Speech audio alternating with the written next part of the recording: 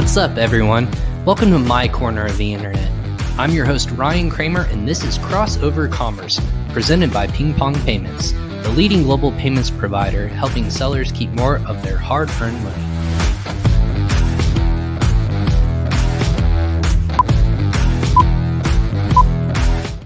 Hey, what's up, everyone? Welcome back to another episode of Crossover Commerce. I'm your host, Ryan Kramer, and this is my corner of the internet where I bring the best and brightest in the Amazon and e-commerce space. Every episode here is presented by, you've guessed it, PingPong Payments. Who's PingPong Payments, you might ask? Well, PingPong Payments is a cross-border payment solution helping you save more of your time, money, and effort. If you're sending payments internationally to your suppliers, your manufacturer, your VAs, if you're making any sort of transaction that person might be in a different country, hey, it's easy to save a lot more money with PingPong Payments. It's free to sign up. Just go to usa.pingpongx.com/podcast to sign up for free. Just mention you were sent over by Crossover Commerce, and you can check out all of our past 221 episodes. That's right, the magical number of 222, which should have, in hindsight, been on Tuesday, February 22nd of 2022. My mistake, everyone, is should have happened. It's happening today, but all those past episodes will be found on our website, transcriptions, key takeaways, things like that. Go ahead and check that out of past episodes, or you can catch us live like every episode on LinkedIn, Facebook, YouTube, and Twitter. Just subscribe or follow our channels wherever you might be listening or watching this from. That's right, this podcast is live initially, and you might be listening to us a couple weeks later. If you like the live session, or if you're happy to be tuning in from a live location, just go ahead and in the comment section ask your questions. Let us know where you're listening from, and we'll throw them up on the screen so that our guest and myself will be able to answer those questions or just interact with you as well. So that being said, over the next hour or so, I'm really excited because not many people get to say that they've been in the belly of the beast. And by beast, I mean Amazon. This is not a bad thing. This is an insightful conversation and podcast that I want to have today. It's really exciting to have one of our very own here at PingPong Payments come directly from Amazon. He used to work in the global selling division of Amazon for a few years, and just the insights that he gives me on a day-to-day basis, plus what he tells about the good, the bad, and the ugly, if you will, of the insights of working there are very insightful. And I think that's super important to understand as sellers grow. If you might be a service provider, might be a seller, or even going to work for Amazon itself, I think that there's a lot to learn about it. So super fascinating kind of insight that I wanted to bring on today on a Friday where it's very nice and relaxing. Get to kind of kick back our heels a little bit when we're working hard, but it's nice to step back and kind of talk about these kind of conversations. So we are going to be calling today's episode, let me pull it up here on my graphics, The Confessions. Oh, this is so scandalous. Feels scandalous, not so supposed to be scandalous. The Confessions of an Ex-Amazon Employee. So without further ado, coming to us from the great state of Colorado, in Denver, Colorado, my colleague, Eric Schutzler of PingPong Payments. Eric, thanks for hopping on Crossover Commerce, man. Hey, great to be here, Ron.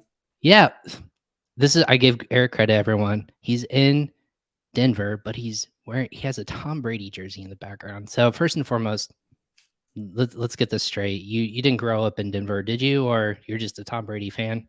No, I grew up in Seattle, but spent a couple years in Boston, Massachusetts as well, and I just have an affinity for greatness. What can I say? Okay, that's what we'll call it. No, you don't have a Tampa Bay jersey, so you can't say you're a Tom Brady fan, but you're a Pats fan. Okay, from Indianapolis, I have to give all my Patriots fans a little crap, but they give us the ringer too many years as he was quarterback. But no, hey, thanks for hopping on today. I've been super excited working with you the past couple of months and getting your insights. But to give some clarity for our audience and listeners today, why don't you give us a little bit background on what you did at Amazon, maybe before that, how you got into the e-commerce space, and then where we are today? Sure. Yeah, absolutely. I'm super thrilled to be here. So yeah, obviously, once again, I'm Eric Schutzler. Joined PingPong here a couple months ago after, hopefully an illustrious career. Just kidding. But a couple years at Amazon's global selling department. I joined there right before COVID and really never went into an Amazon office, actually. I never stepped foot into a building other than one time, and really was just to to walk around more than anything. So yeah, a pandemic kind of baby of Amazon for sure. Worked there for a couple years, and I was part of the team helping with the Middle East expansion, so into the UAE, Saudi Arabia, and then now Turkey and Egypt as well. So yeah, it was a super exciting time. Worked with some fantastic people at Amazon, and yeah. Well, that's so fascinating too. I joined ping pong here. Everyone knows this, that I joined right before the pandemic, so I haven't been in our offices either.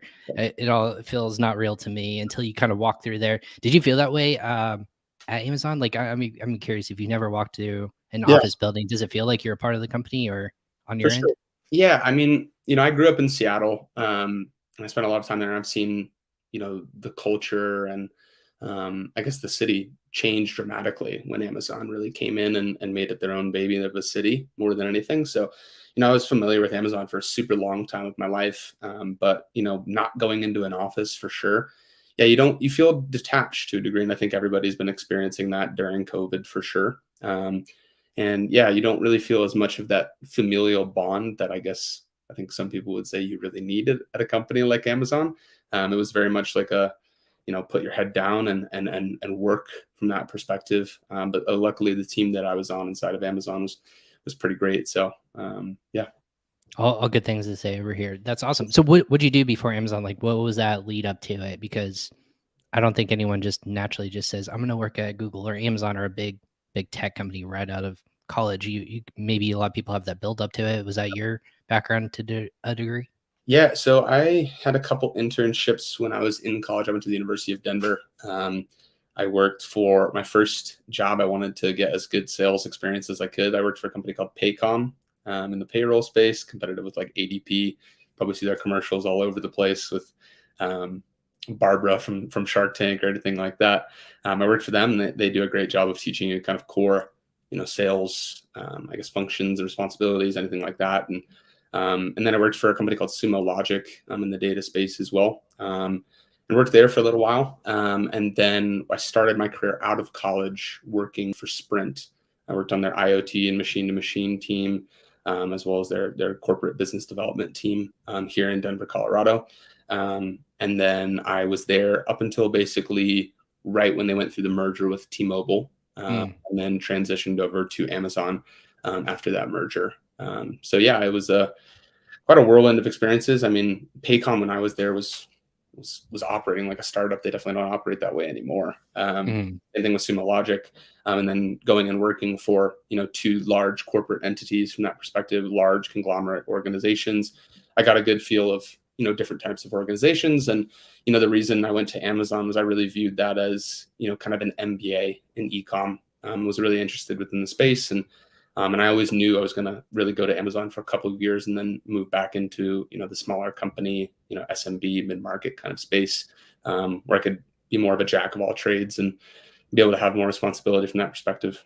that's a good perspective. I think that's definitely a skill to have, and not a lot of people they want to either stay somewhere over very long term, or you want to just get that different kind of feels and insights, right? Of Yeah. hey, payment startup mentality, which I've definitely been in, and then I've also gotten the corporate structure too. I've worked for a Scripps Howard company, so that's a technology sold to USA Today company. So I've gotten the good and the bad and the ugly of everything too. But to get into e-commerce, your background it didn't seem like there was e-commerce background until you got into an e-commerce company. So I'm curious, did they see that as a pro, a con? What's that conversation like when you're going through like an interview process, if you will? Yeah, so I'll debrief the interview loop of Amazon a little bit. I mean, it's definitely kind of a weird loop. It was a multiple month process. Um, Wow. you go through I think I went through 6 interviews to be able to get the job inside of Amazon Global Selling. They have like what's called a bar raiser interview, where you go basically through a table of discussions with Hmm. 5, 6 individuals in one day. I count that as one interview of my 6, but it Right. Oh was, wow. And these are people not in the same division too. If you read yeah, the book, yeah, I was going to say for reference, this is all laid out in the book Working Backwards, which I actually just consumed pretty quickly, and it's all laid out and through there why this is the case. Super interesting concept for yeah, sure. a pretty high up. My bar raiser for my interview was Amazon had purchased IMDb pretty, I guess, recently, maybe in the past year or so before, and I think it Yeah. was a VP at IMDb was one of my first interviews in the day. So it was a little overwhelming for sure. At that time, 23 years old.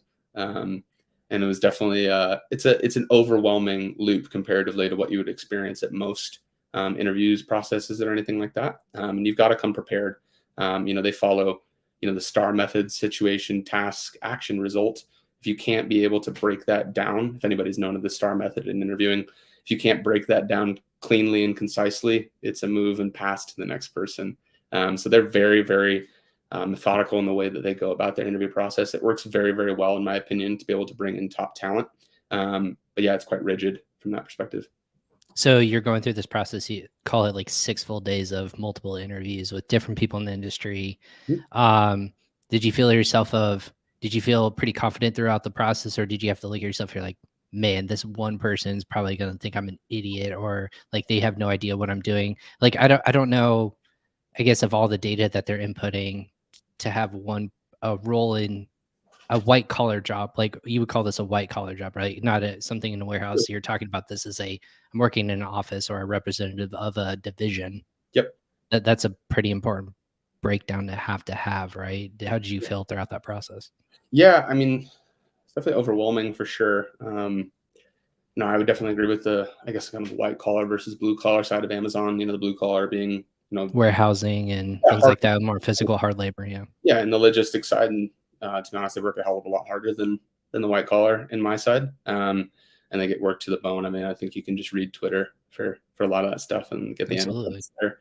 But I think the big thing from, I guess, the white collar, the corporate side of the business is, they're very thorough in the way that they go after people. They look for strong backgrounds of experience in large corporate companies. So I think my time at Sprint and T-Mobile, at a corporate organization, I think that they want that kind of assimilation with being able to work inside of a conglomerate, as opposed to, someone that was, running their own, kind of company or anything like that. But as I mentioned that as well, I was running my own company while I was in college, and I think they value the entrepreneurship aspect, because how can you speak to Amazon sellers or people within this, kind of the zeitgeist of Amazon, if you don't have that entrepreneurial spirit, or you can't understand what it's like, from a bottom line perspective of someone running an Amazon store or running a private label brand on e-com. So I think my experience of running my own company while I was in college, and then working at a conglomerate, or I guess a corporation afterwards at the end of college, I think that kind of pairing of those two was what was attractive to get me at least in the door. And then I think, beyond that is really what they look for is there's a lot of personality traits that they really target within that side of people for global selling, from that perspective, mostly around entrepreneurship, personable, anything you'd seen obviously within sales. And then they look for people that can use data. So Amazon, as you can probably read from anywhere, is one of the most data-centric and data-driven companies in the world. And in your interview process, you need to come prepared, with exactly tangible data. And a lot of people within sales, Ryan, you've met lots of people within sales over the years. I'd say 70% of the time they don't come prepared with a lot of sales. Right. You can sniff, for lack of a better term, sniff BS from a mile away if you ask them questions and they can't answer them for you. I think that makes sense in the interview mentality of, hey, what do you see about this, about the growth trajectory? Put that in front of you and say, like, what do you forecast, and see, like, what do you need to change here and there? I think that's pretty prevalent in their books too. Of they would always, numbers might look good at one way, but hey, is that really the underlying reason of, hey, there's not growth here? Like, what is it? And you have to look at different areas of build out processes years in advance so that you can catch it before it goes on a downward trajectory. So that's a really difficult a talent to teach. So you have to come prepared with that. That's interesting. For sure. Yeah, I think they're methodical, and I guess a more inflammatory word would be more maniacal in the way that they go about a lot of these kind of processes or anything like that. Sure. And they adhere to that. Like, anything you read within that is pretty much the truth from that perspective. Right. So why a global selling division? Like, Amazon has, you can go on LinkedIn right now and there's thousands upon thousands of jobs, anywhere from, like, obviously engineering, sales, AWS. Like, there's so many divisions to go on. Why global selling? Yeah, absolutely. For me, I had a personal contact that I had known that worked at Amazon and worked in the global selling side, and had spoken extremely highly of it. And he was a lot like me. and the way that he's gone about his career, anything like that. And I think just that familiarity made me intrigued. Obviously, a lot of people that go to Amazon, they really do it for the resume more than anything. And I can't say that I didn't do it for that as well. I mean, having Amazon on your resume opens up a lot of doors. It can propel your career, anything like that. I mean, it's not just Amazon. You work at Microsoft, Google, large companies within the tech space. It can really propel you to, strong, that next position. But I think the big thing about why global selling was really interesting to me is that it is a very entrepreneurial environment. It's very centric to that. And that's something that I've always, been in from early childhood, starting company when I was in college, or, whether it was, calling up local businesses when I was like an 8-year-old kid trying to figure out how I could purchase them or stuff like that. Like I was always very intrigued in this kind of process from a very young age. So I think it just really followed within me from a personality trait. And I think that's something that not a lot of people really, they think about in the subconscious, but not as consciously as they should within when they're going after, their things in their career. I think a lot of people really just go for, how do I get to this step or that? Like you have to do things that line up with you and your personality traits to be able to have success. So I think that was a big thing for me. The reality is, I would say, a lot of the people that go into the Amazon global selling side, they're doing that as a stepstone to get to AWS. A lot of people want to work in AWS, so they'll take a job in global selling. So that's the thing. That's the stepping stone of where you're trying to get to is AWS. For sure. And I had no interest in AWS, not because I don't think it's a great organization or, an extremely competitive product, obviously, and anything like that. The thing for me was I was more intrigued about the e-com space and eventually running my own company or doing something later in my career. And AWS wasn't really in line with that for me. But I have a lot of colleagues that have transferred over to AWS or anything like that. And just as competitive as Amazon global selling and all of Amazon is, AWS is the cream of the crop within that space in terms of sales. I mean, it's high growth metrics, sales metrics. And if you don't make it, it's, yeah, you're out the door. Well, so I mean that's the curious thing too, is when you're talking about talent, it used to feel like Google was the toughest one to even attempt and get through the door. I mean, in my past, I've had interviews with Google, I've had interviews with, social media networks, and they ask you like the why, and then you start that process, and it's always interesting to get their perspective. And it felt like Google was the one that was the toughest, but I think it's shifted a lot in the tech and e-commerce space of Amazon is really inherently difficult to get into if it's the right fit or not. It used to be that was the focus. I don't know if that's shifted in years past, but what's kind of like in your mind? Sure. What's that as an employee kind of like going into it? You say everyone does it for like a resume builder. Is that apparent from if that's a notion that everyone kind of has going into it? Is that received by Amazon? They're like, we know you're not going to be here forever now. Because I think in the past, they always wanted people to be loyal, rewarding, and that's pretty public knowledge of we're going to pay you this, but then hopefully give you like equity down long term for like rewarding growth and being loyal to the company. What's that Amazon side of things, you think? Yeah, for sure. I think the big thing within that, I guess, is, you definitely feel it within the culture of what I spoke to of when you get in.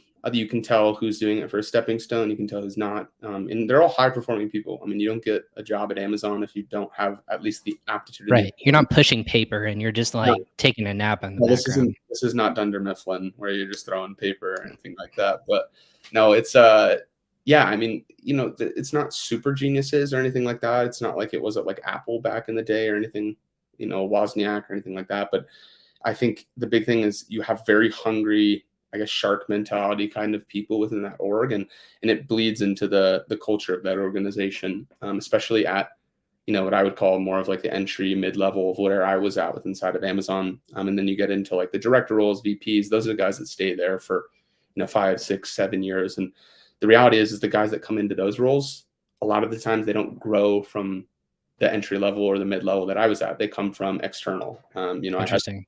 My director came from Newegg. Came over into Amazon. Wen, who's now at a competitive org, Payoneer. He's a VP of North America over there.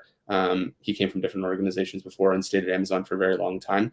But the entry level and the mid level, a lot of these people are coming in, 1, 2, first job out of school, second job out of school. Not typically first job. Mostly it's the second job or third job out of school. And they stay there for a couple of years and they move on to the next experience, anything like that. They definitely have a reputation of, and I think this isn't, crossing a boundary or anything like that, of using individuals like myself to get the growth metrics that they need, get that to there. And if you want to stay within the organization, there is hundreds of different things to be able to get to that next level. You can speak to anybody at that entry level, mid level, the almost like dissertations or proposals you need to put together. It's almost like you're writing a thesis of like a PhD to be able to get a promotion. It's not purely off of your performance. Okay. You have to perform.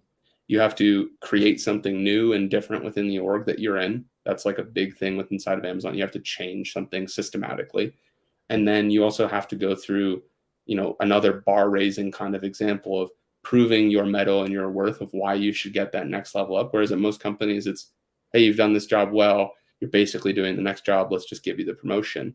And I think there is a two-edged sword to that creates a level of like competition and dynamic inside of Amazon that I think has a toxic element to it. But I think there is a positive to that as well, as you're always feeling like you're getting the best of the organization out of people. So, there's pluses and minuses to everything from that perspective. But yeah, I think it's very much apparent within the culture. And I think you can see that's why there's a high turnover rate even inside of, the corporate culture. It's not because people don't have success or aren't good at their job. It's because they don't want to fit into that environment or that culture a lot of time. Well, I feel like you'd have to be on 100% of the time, right? Like, not that you shouldn't go to any job and not give your best foot forward, but to constantly be aware of that factor, but then also feel like there's other people that if you even let up just for a microsecond, someone could be in there, swoop in, perform at a different function, whether it be sales or whether it be tech or engineering or anything like that.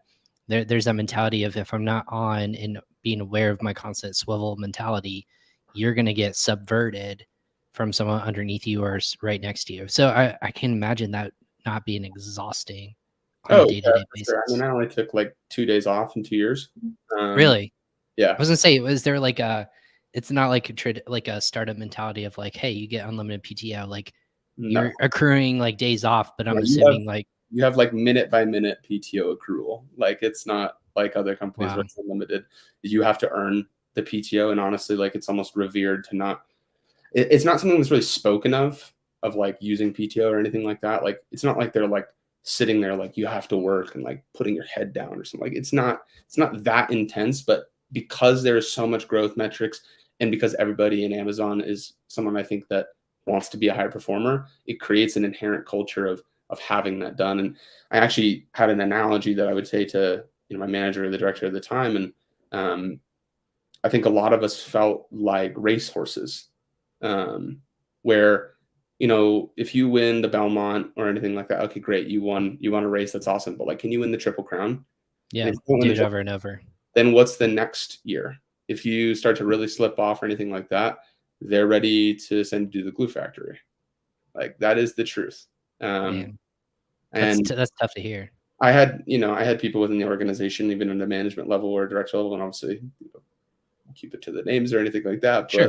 But I think the big thing was, I talked to them about that and I would tell them the analogies or anything like that. And they're like, sometimes at Amazon, like you have to have rose colored glasses.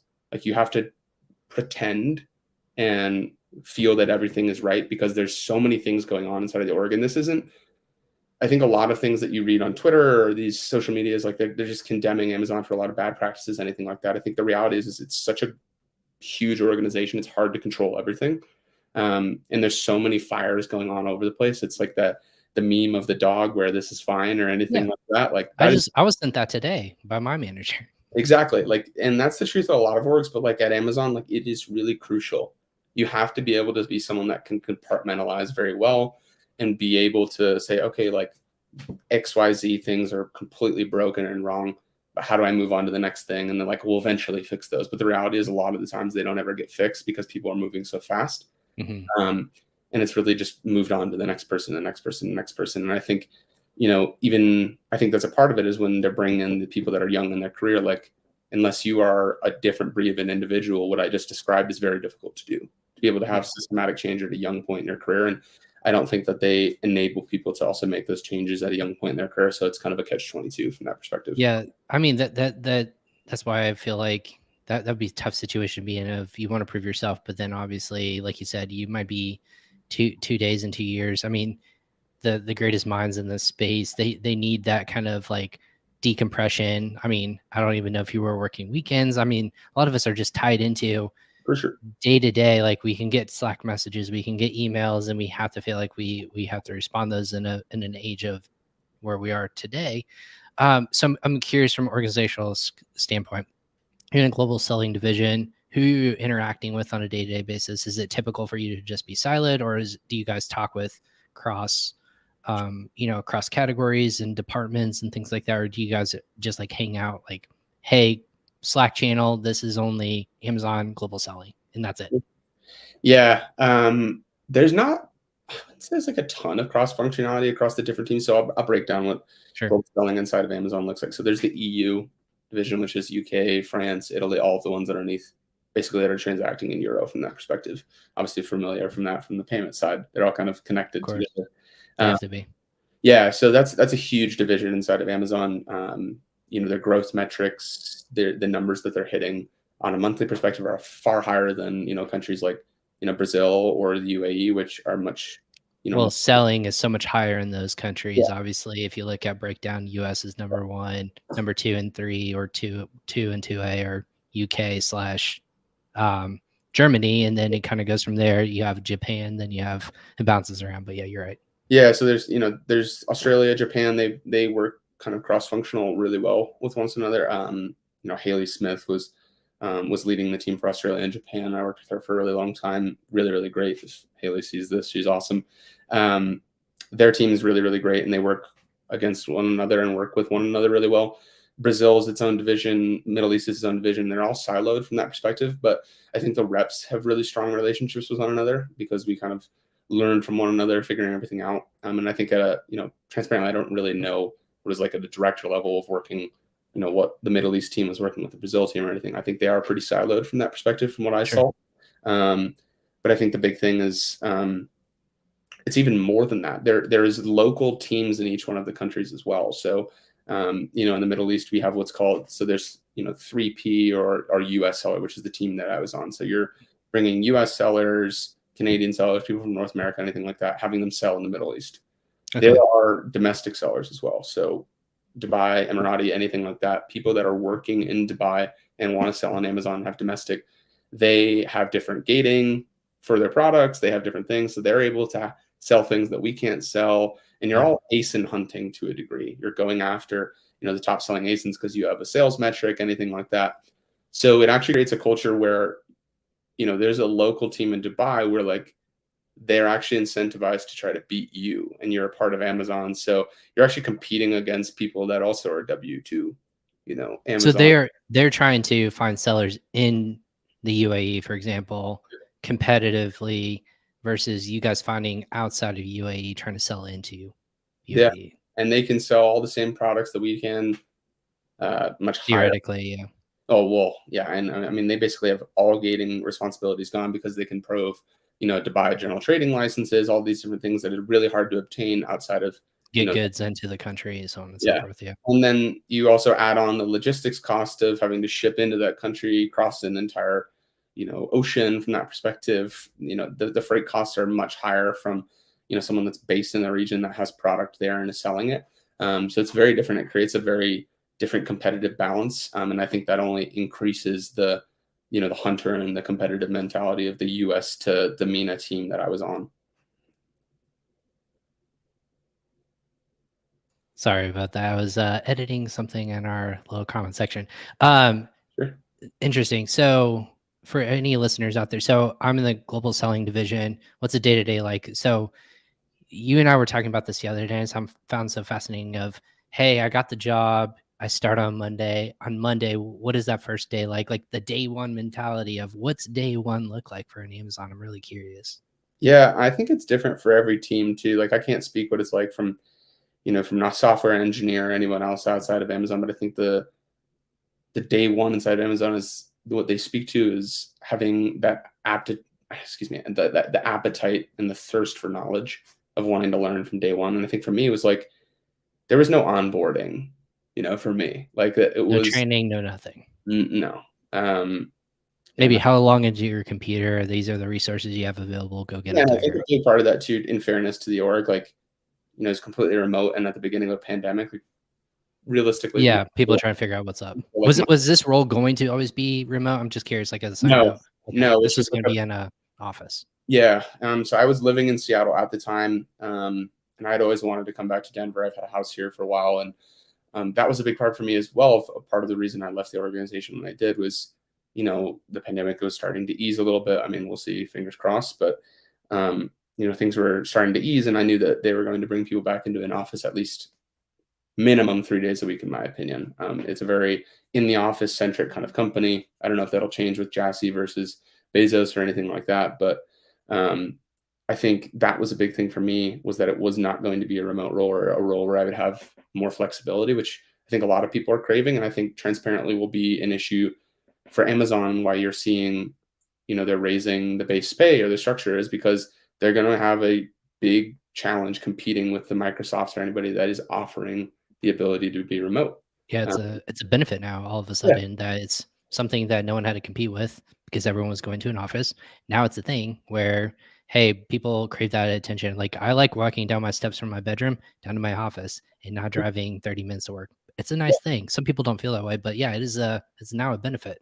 yeah. I like the ability to go in when I want to go in, and for us, it's like, I'll fly to New York to see, leadership for ping pong, or I'll go to San Mateo to our office out there, like, or we'll go to events, and especially in ecom, like there's so many events to go to or anything like that, that you can always kind of be around people and have that, I guess, familial aspect of a company. But no, I will never want, and I didn't even like it when I first joined, which I think is why people kind of, have issues with my generation of feeling like we don't want to work that hard or anything like that. But no, I don't want to go into an office and drive an hour back and forth, every single morning for 5 days a week. And then in the afternoon at 5 p.m., like, everybody has different time clocks and schedules and the way that they function as an individual. And I think it just gives you a level of flexibility that, like, I think it should just be standard. And I felt that years ago. And obviously, the pandemic has created that situation, which not worth it, in my opinion, in any way, shape, Right. or form. But So you left because of this was going to be an in-office role.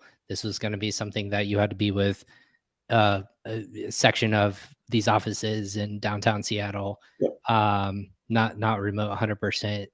Interesting. So that was, with that, yeah. I would say that was like a 20% 30% aspect of why I left. There was a No, bunch. I mean it's like it's not a bad thing, but it's also not a It like was like a the straw. major factor. I would say it was like the straw that broke the camel's back. Of, like, for me, it was like, it was starting to be like, okay, am I going to stay in Seattle and stay at this company for X more years, or do I want to make the move now and go to a different org? And Yeah. that was the thing for me. Cool. So when you're going there, you're not learn. I mean, you started at the beginning of the pandemic, so it's hey, start your job day one. Walk me through some of your positions. So you're technically in a sales, but you're also helping assist customers trying to get into the country. First and foremost, did you have to speak any sort of foreign language or anything like that in order to like understand the localization or anything of that sort? No, so luckily in the region that I was in, I mean, it's very different for Japan or Mexico or anything, where there's a lot of translation issues that they deal with from that perspective. The UAE has a large amount of people that speak English, as well as Arabic. So, but no, there was no requirement or anything in terms of knowing Arabic, or being able to familiarize with ourselves with that. I think the biggest thing was getting accustomed to the logistics challenges of getting into the free trade zone in Dubai or anything like that. Or when we launched Saudi Arabia, it was like, hey, we opened up a warehouse. Like, just throw your stuff into a warehouse. Like, there was really nothing other than that when we launched. You can speak to anyone from that team. It was very difficult. So, um, you're communicating with sellers on a daily basis, whether it's, your classic third party resellers across every single region, or replicators, anything like that, or, it's a private brand in the US that's trying to expand their global expansion, across every single different region for, I guess, funding or anything like that. So everyone has kind of different reasons why they launch into each region. Mhm. But you have metrics that you need to launch people and get them into those countries and have them selling. And so, um, there's a lot of hurdles or hoops or things that get passed around just to get people into a region from that perspective. Yeah, so I mean, it makes a lot of sense to me. What about what are some of the metrics that like what's important for Amazon in this capacity? Is it a revenue? Is it a number of sellers? Is it a number of SKUs available? Like what are those breakdowns of weight of importance? Sure. Yeah. So there's two teams inside of each division inside of Amazon Global Selling. So there's what they call DSR. So it's direct seller recruitment from that perspective, or direct seller representative is a DSR rep, or ESM, which is existing seller management. So it's kind of account management, upselling versus net new business. So from a DSR side, you have two real key goals that they care about. I guess three from that perspective, but the two really large ones are a launch goal. So that's how many sellers you launch in a fiscal year. And I think a lot of the times it was, people trying to launch 100 or stuff like that in different countries, anything like that. So it's pretty difficult rep by rep to be able to get that when a lot of people launch on their own. You have to actually personally recruit them, personalize links, anything like that. And they can launch on their own. They can just go on the website and do it themselves. So you're responsible for, I guess, bringing them into the region and then managing for them for that 12 years. Excuse me, not 12 years, geez, 12 months. That'd be a long metric. Yeah, geez. Impossible to track. Yeah, and then they have a GMS target, so gross merchandise sales, so basically a sales or a revenue target, and that's different for each individual inside of the org, depending on, if they're an L4 and L5, how long they've been inside Amazon as an employee. You have different revenue targets like any sales rep. The longer you stay at a company, your target goes up year over year from that perspective. And then the other one How that generous of them. yeah, right. I mean, that's normal everywhere, but it is aggressive at that org for sure, and you don't really get much of a pay bonus, but it's okay. Um, but the bigger thing than that is there's another metric as well, is the BAs, so or BOs from that perspective, buyable offers. So that's the amount of ASINs that you bring into a region. So they have a metric of how many different products available on the site you bring into a country, and so they'll have like a metric of 1 million, 2 million, 3 million products you have to bring in. So you're highly incentivized to find sellers with more buyable offers. So that really incentivizes you to go after a reseller that has 50,000 different products inside of electronics, to have them come into a region versus a private label brand that has two products. Yeah. Unless they're super successful sales, you're not hitting your metric. And so that hits a catch 22 of, you're going after a lot of these resellers or anything like that versus the private label brands where, it's the mom and pops, anything like that. They get kind of thrown to the side unless they have ridiculously high sales in .com or anything like that. So what would be the benefit? Like if I'm a seller and you're coming to me, Eric, and you say, "Hey, Ryan, launching UAE," what's the benefit of like I might say, "Yeah, I've been thinking about it." What's the benefit of me working with you versus me figuring out on my own? Yeah. I mean, like for example, like it's not just in global selling. Like let's say like Amazon Post or anything like, or like gosh, I'm trying to think of all the programs they have. There, as a seller, you have all these different like little, depending on how much or how much you're selling or how long you've been a seller. You have opportunities, people reaching out via email and conversation, like I'm sure Yeah, you were doing that, or say, hey, join Amazon XYZ program or whatever. It's a new beta program we're launching. Do you want to be a part of it? What are the benefits of like just me kind of fiddling along, doing my own thing versus or self-service model versus like a little bit of a hands-on model that you were sure. talking about? Yeah, I think especially for these regions, like they offer free account management for that first year for these new countries and anything like that. So, in the UK or anything like that, like it's not free. You have to pay for account management, and I don't know that they provide so much value to the. I don't. I was gonna say, like, what does account management get you? Like for a Yeah, new seller, it's like, oh, I probably it's should use this. What yeah, is it's like whitelisting into new countries. So, you can be, the first people into the country from that perspective, which helps you from, I guess, a margin perspective. You can really control the pricing of the products within that country at the beginning.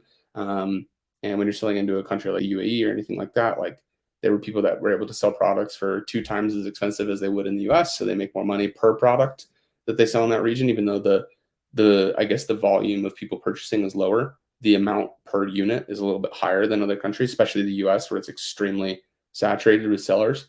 I think that's one big thing. I think another thing from an account management perspective is opening you up to exclusive marketing opportunities, putting your products, especially for private labels, putting your products on front page from that perspective of the entire site of the UAE, or whether it's Brazil or Japan or anything like that. They open you up to different opportunities that and exclusive offers that really nobody else can get unless you have account management. But that's all really determined off sales, to be honest with you. So unless you're selling well in the country, they won't give you those things. Right. It's quid pro quo a little bit from that perspective. Right. Well, I mean, you have to prove yourself too. Like they want Yeah, to. I mean, that's why the A9 algorithm is so. What a lot of people are trying to figure out of what is it reward versus what is it, deter from people. Like, even on that level, are you like having conversations with people of, hey, this is going to reward you for like your rank and like what is that conversation like? yeah, I can imagine they're asking like, how do I rank well? Like, how do I sure. stand out? What are my translations? Like, you're probably just as much equipped as an agency at that juncture than That's, probably anyone in the space. I I'm think there's thinking at the end of this. having been out of Amazon and meeting different agencies and people in the SEO and I guess the PPC world, anything like that can help with marketing. They know a hell of a lot more than I would say 80% of the reps inside of Amazon. Reps inside of Amazon, I think the last thing, I guess, to your last question of, well, of what's a value or added service is they can raise specialized tickets within the platform that, when you go through just seller support and raise a case, like you're throwing it into a queue of hundreds of thousands. Right, and you might get a competent person. I mean, no offense to Amazon employees that are listening to this, but you might get somebody who's never encountered that Yeah. problem, or someone who's encountered 100 of those, and they're like, "Yep, this is who I send it off to. This Yeah. division." They may So I not guess know that. it's around the auto rejection aspect of Amazon from that perspective. It can help you not get suspended in regions, anything like that. And it helps you with cross functionality against anything. So I think when you have an account manager in one country, if you're having an issue in a different one, they can personally reach out to someone in that country as well, and it can find and back channel things for you. So I think that is a big value add, especially when it's free. But I think that's really the majority of the things that they provide from that. But in terms of ranking or anything like that, a lot of the stuff they try to keep close to the belt from that perspective. Amazon doesn't want to like really skew out of like, okay, this is exactly how you beat the system or Yeah. anything like that. A lot of people try to find like localized reviews in each country, anything like that. And Amazon, I mean, you've seen this, Ryan, is cracking down on a lot of the fake review agencies Yep. or Lawsuits just happened recently. exactly. So, that was a big thing, especially in these new countries where they want to rank, immediately in a brand new country and be number one on the charts. That was something that we experienced for sure within that. And that's not something that like reps assist you with or anything like that. But to say that they don't have a vested interest in you being number one on a chart as a rep, because that helps your GMS target, there is definitely a conflict of interest from that perspective as well. So I was gonna say, is there a lot of like internalized, like you have to self-assess and see like you're bad actors on the outside and third party perspective? Isn't that just as a parent, you can possibly look inward and say, shoot, if this person was working with this person day to day, you can network web people together and say, well, yeah, of course, like this person did so well because they had the back door open and anyone who knew this person as a bouncer could get into the club pretty quickly. Like you knew the guy who can let you in the room. It doesn't that have go both ways? Like it's not just externalized factors. Someone has to let them in through the door, right? For sure. Yeah. I think the big thing is like, especially in my time, um, the global selling side, like everybody has their own agendas, and that's the reality at every company you work at. And the ethical perspective of anything is a big thing. If you have a strong ethical standpoint, like you're not going to cut a corner just to do better. But there are bad actors inside of every org. It's not just the sellers, Right. people cutting corners. There are reps inside of Amazon, and I would say I didn't have really familiarity with them on the US side. I saw it more at the domestic teams or anything like that, or different things like that, where you could see, you can log into any Seller Central when you're a rep. I can log into someone that is not my account and go into their Seller Central and see what products they're doing, anything like that from that perspective, keywords, any of that kind of stuff. And so there is a lot of data at your disposal, and that's why you see a lot of these data protection issues at Amazon, anything like that. And I think they'll just become more stringent on that over time. But it's really down to the rep to like, they instruct you like you can't do these things, like you will be terminated or anything like that. But the reality is some people still bend those corners and do the things they can. And even when I was at Amazon, I think a thing beyond that as well is, I mean, you're constantly offered consultancy. Incentives? Yeah, incentives is the way to say it. You're off External incentives, yes. for sure. I definitely had multiple sellers or or things like that I dealt with within the region or my time, or had known of other people that were offered things, and you just report that and go after that. But to say that that has never happened where someone took an incentive to help someone, that's just not the truth. I mean, you can just look at articles online, or any indictments or things like that. From that perspective, like it's happened. And that's the truth at every company. That's not respective to just Amazon. It's that Amazon's in the limelight, and they're a commercial entity more than anything. So that's why it gets a lot of the popularized things within media. And obviously, from a congressional standpoint, it just goes even further from there, where it's Yeah. a hot button issue. So. Yeah, we won't get into politics of it. And at the end of the day, I know that Amazon partners with so many people. We're one of those companies that we work for. And I'll go more off of your personal experiences. My question is, I guess, learning all these things and kind of at disposal. I hear from a lot of sellers, if they're listening to this, or service providers, there's this barrier that for some reason there's just not a lot of give and take. Like if you took third-party sellers, we were talking about this the other day, of if you broke it down, third-party sellers alone, they would be the number one marketplace in the entire world. Yep.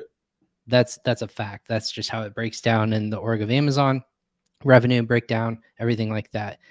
Why is there not more of a push to either empower, but also just like have that partnership more of the forefront, instead of it feels like there's fighting on every single level from a third party's perspective to get onto the platform, and from Amazon's side, like Amazon just resists trying to give more help in that regards. Why do you think that's the case? Yeah, I mean, it's opinionated answer. I understand that, but yeah, what's your best case? Yeah, I think the real thing, I think the first aspect of that is obviously it's a large organization where everyone has different agendas. Where you have a culture of people stair stepping to the next company, whether it's internally, externally. Like everyone has their own agenda, and when you do that at such a mass level, a lot of the people that are really the core function of Amazon, which is the sellers on the platform, they get kind of thrown to the wayside. And I know that Bezos in the past talked about the sellers being our partners, anything like that. I think if you spoke to any seller, even the most successful ones that are third party, my token, or I guess my phrase for it is always that it's more of an arranged marriage. They need you as more of a search engine.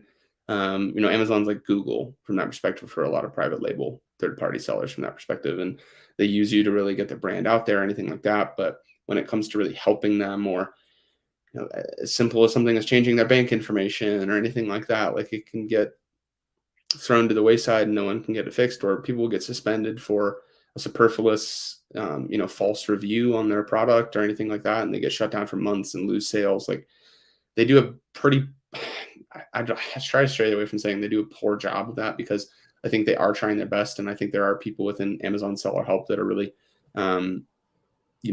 doing a great job of this from the worldwide consumer part of the team now.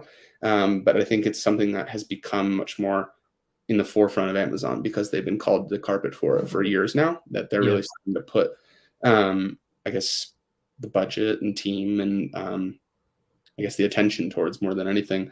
And I think that will change to be able to help them long term, because when I was inside of Amazon, the big brands are not operating as sellers on their own. They don't want to deal with that. The Clorox, the Cottonelle, the big brands that you see that are, the P&Gs, anything like that, like they're not operating their own. 1P, yeah. They just throw the stuff to 1P, they sell it to Amazon, Amazon resells it basically as a wholesale operation from that perspective.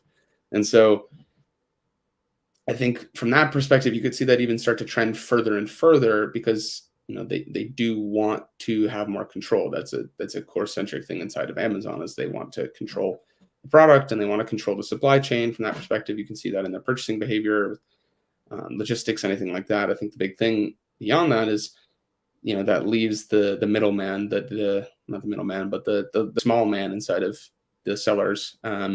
The everyday third party seller, they get thrown to the wayside when a lot of those things are the more core centric part of it, where the third party sellers are really what built Amazon from the beginning. Well, and still true today. I mean, you see, again, revenue wise, literally, if everyone decided to stop, which again, not like, just call it a hypothetical, if everyone's decided to stop, move to like one other platform, in theory, you can take away Amazon as known today. It would not be the same thing. That being said, again, it's like an arranged marriage, but both need each other. What is it? The conversation is always like people. Amazon's more quick to punish, but long to forgive, and it's always an uphill battle of, hey, we're going to get shut down. I was talking with the CEO of Riverbend, who's still Joe Zalta today, and he was telling me his background story. He goes, for months I had no idea why I was suspended. I talked to my now business partner and co-founder. She figured out what to do, and for months as a seller, I didn't know what to do, and I still to this day don't know. And this was years ago. I don't know why my listing was taken down, why my product was flagged, or anything like that. There's no communication in that regards, and I think that's what's super frustrating for sellers is if they knew what was wrong, they would fix it and move on, and not try to circumvent it. I think Yeah. Amazon feels like everything that sellers try to do is circumventing the system, not to. Yeah. They just wish it was more of a focus and like these are guidelines. We're going to work within the guidelines, not change every other day. Yeah. Where does it go from here? I mean, transparently, they need to do a far better job inside of Amazon to be able to help the people that are doing legitimate business on that platform that aren't at 1P to be able to be successful and to not shut down their business, because they're really just hoping. I mean, and it's a constant state of anxiety for a lot of these sellers from that perspective, where they're worried like, you could take down my top selling ASIN and it goes away in 5 minutes, and like, what do I do? Like, how Yeah. do I get that fixed? And I think the big thing of what I even talked about inside of Amazon as well is, I guess there's an opinion on this as well, but the saying of innocent until proven guilty is the inverse, in my opinion, for a lot of the sellers. It is guilty until proven innocent. Until you can prove without a shadow of a doubt that there is not one thing in your supply chain, not one thing in the way you operate in Seller Central, not one thing in the way you operate with customers through reviews or asking for reviews, anything like that.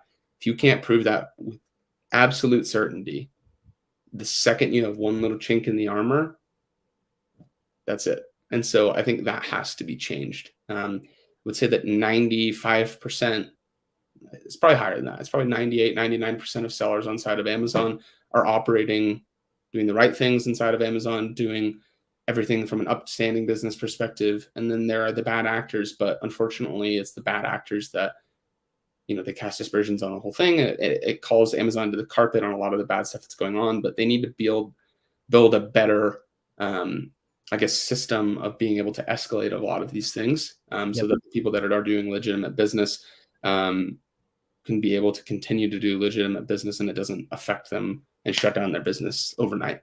So I guess in the few minutes we have left, Eric, I'm curious to think, what would it take for Amazon to like massively overhaul or like make these changes? Like, is it an externalized, is it Shopify coming up and making really big waves? Is it Walmart figuring out, hey, we're going to get focused and we provide a better solution for people to, get in retail, but also online, a better ecosystem, so on and so forth.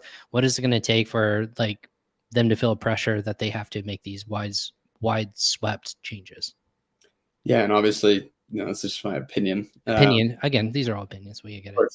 Obviously, like, if I knew the true answer to that, I probably would still be at Amazon in a higher role. But you would be an L1 or I forget no, what the highest is, but L7. I don't even know if there is an L1. That's technically the lowest, like L7, L8, L10, all the way to L13, which I think was Bezos or anything like that. But yeah, which the hierarchical part of that is another topic. But anyways, I think the big thing that will the most pressure on them is the more they get called out publicly.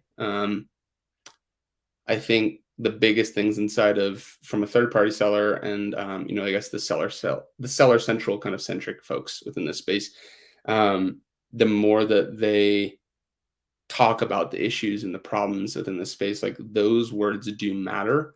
And the more public that they are, the more, I guess, anecdotes that they have within that. I mean, they have things where they collect what's called the voice of seller, where reps will show, hey, this is something bad happening to them. They populate that up and up and up.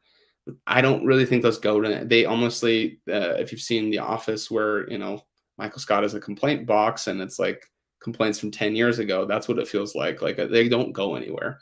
So I think having something where, it's a true voice of seller where you can escalate that really straight to the top, anything like that. And I think it should be done something that's external, where a seller can publicly post these things. I mean, they can put it on Twitter, they can do anything they want from that perspective. And a lot of times at these big organizations, that's the way that it affects change. In terms of what will make them change immediately, I think it would be higher level of competition from, Walmart Plus, a Shopify, anything like that, where if they are allowing, I guess they bring down the curtains and they allow, a lot of these resellers to compete and make a lot of the same amount of money without a lot of the same issues. Like, for example, a perfect example of this when I was in the UAE is, you have Amazon AE, and then you have a company called Noon.com. I worked with multiple sellers. Noon is like basically like the equivalent of like, a Vitamin Shop or an iHerb, or it's a lower level e-com company comparatively to Amazon in terms of purchasing power or anything like that. But they're still very successful, great company in the Middle East. And sellers I worked with were like, I make the same amount of money on Noon.com with 10% of the issues. Like, why wouldn't I just divert all my time there? The reality is they won't fully divert their time because they make enough money on Amazon to keep them around. But if they had other avenues where they could make money, so if Shopify did a better job of helping them with growth from that perspective, anything like that. I mean, Shopify has their own issues, anything like that. And same thing with Walmart. I mean, if Walmart started to expand globally, like, that would force Amazon to make some systemic changes across the board. So I think as we see e-com grow over the next couple of years, where there's more and more companies getting into, I guess, the global expanded space of this, and become more competitive, even in the North American marketplaces where .com is prevalent and CA, anything like that. I think that will pressure them to really fix a lot of these core issues where people have been talking about them for years. And I think that's what's going to make the big difference. Is it's going to be twofold. It's going to be a money, it's a cost perspective for them of, okay, we make these changes now because we don't want to lose potential revenue. And then I think a big part of it is how much they're called out publicly. So I think those two things are pretty crucial to making the changes in effect. And I know that I guess the first part of that has been happening for years, but the competitive part has really not been happening up until pretty recently. Amazon was kind of operating pretty much on their own in terms of, from a seller perspective, at a third party was really where you could make most of your money. Yep. But I think the more people that get involved in that space and you can actually make money, I think that's going to change a lot of things. Yep. Anything that can affect the bottom line, I think that's the quickest way to Yeah. move. And yeah, it'll be interesting to see in the next year or two what that ultimate feeling is like. You can probably see the Jassy effect, of Sure. hey, this is my vision now of the leader. And I think a lot of people are thinking it's like both a pro and a con, like what's happening. Hopefully things are overhauling because it was messy at the end of the term. Again, it's all opinionated and at scale can get messy, but that's the cool thing about being in e-commerce. Like, I guess in the last couple of minutes, Eric, that I have you, what's the most exciting thing that you're seeing that's happening, whether you see on an Amazon side or do you see it on e-commerce side, do you think? Yeah, I think the most exciting part of ecom, and it's something that I guess was happening at a smaller level years ago, but I think it's the ability for anyone with an entrepreneurial spirit to be able to get involved in a sourcing perspective, create their own brand, and grow something from scratch on their own in their house. I mean, especially when we were going through a pandemic, anything like that, like, if you could build a company in your bedroom, like that's really unique. And that's what the tech world was like. And that's why, the e-com space right now reminds me a lot of when I was, I guess, really young, but going through the early 2000s tech bubble. And, I was living in Seattle and my dad was in that space. And I saw that as a young kid. And, people were buying things to buy things. I mean, you see that at an aggregator level now inside of Amazon, where people are buying brands to have brands. Like, they have high acquisition metrics, anything like that. Like, it reminds me a lot of the early 2000s tech bubble. And I think that's, like anything in the world, there will be winners to that and there will be losers to that. To the winner go the spoils, and that's just the truth of most things in life. And I think that that's very exciting for the people that can follow that approach and do it in I guess a very analytical and methodical way from that perspective. Yeah, I agree. I think time will tell and innovation will keep happening. I was telling someone the other day, like software solutions are still continuously blowing my mind and how they're enabling to look at a holistic e-commerce view, D2C, Amazon, so on and so forth, payment solutions are continuing to evolve, translations, you name it. There's so many different cool partners and companies out there. And speaking of which, nice little segue here. For people who want to know and learn more about stuff, Eric and I, believe it or not, him and I will be connecting at the Prosper Show. Oh, let's get that other graphic out of there. The Prosper Show, join Ping Pong Payments at booth 532, March 14th through 16th. Eric, I'm super excited to be going and meeting, obviously, with you in person, but we're going to be talking with sellers and service providers all over the world in Vegas. So tell me a little about what your expectations are for that. I have never been Me neither. to Vegas for one. So same here. We both have that. People don't believe me that I've never been to Vegas. I don't know what's so hard about that. Just never gone. I think it's probably a safe place for me not to be from a gambling perspective. But yeah, I think anybody that'll be out there, I'm happy to try to expense some chips back to the company. Just kidding. But yeah, I think it'll be really fun. I think there'll be a lot of opportunity for us to meet, people all across the e-com world and I guess retail as a whole as well. But yeah, I mean, it's been a long time for me really going to a conference within anything. So it's gonna be really cool to see a lot of people all within one space and, seeing a lot of that thought leadership or I guess just learning from one another. So anybody that's going to be out there, feel free, message me directly. I'd be happy to take anybody out to dinner or go out to anything within Las Vegas. And I'll be out there from Sunday to Wednesday. So I'll be there pretty much the entire time. Yeah. Eric told me he's willing to expense anything. If it has to do, all you have to do is just talk with him. So if you're looking for a free, I'm just kidding. He said he's gonna put it all on his card. So I'm looking forward to taking advantage of that. So, but Eric, yeah. Hey, if people want to learn more, obviously how they want to get in touch with you, they know how to find me. How they get in touch with you. Yeah, absolutely. Feel free to direct message me on LinkedIn. My email is just my name. So it's eric.schutzler@pingpongx.us.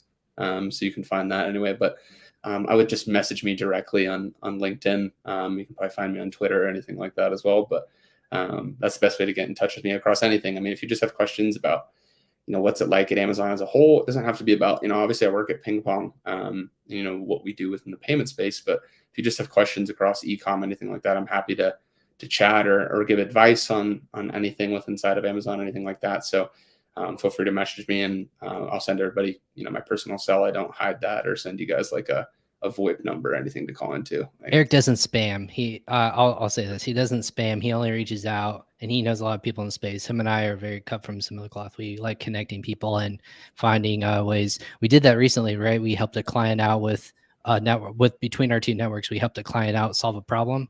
Right. Yep. We got them unsuspended or something like that happened. Something crazy happened, which I'm glad that did work out. Right. Yeah. I don't know. We're doing this live, so I don't know if we put them in. Oh yeah. Pickle or not. Everything all worked out. And I mean, we do that across the board. And I mean, that's all that really sales is anyway. It's just connecting the dots and being able to talk to different people. So yeah, happy to help anybody with anything across the e-com world. Don't feel like you're bugging me with a question. I know people kind of have their own worries of messaging somebody they don't know or anything like that. Like I'm happy to chat with you about anything. And you can ask me about sports too. I don't care.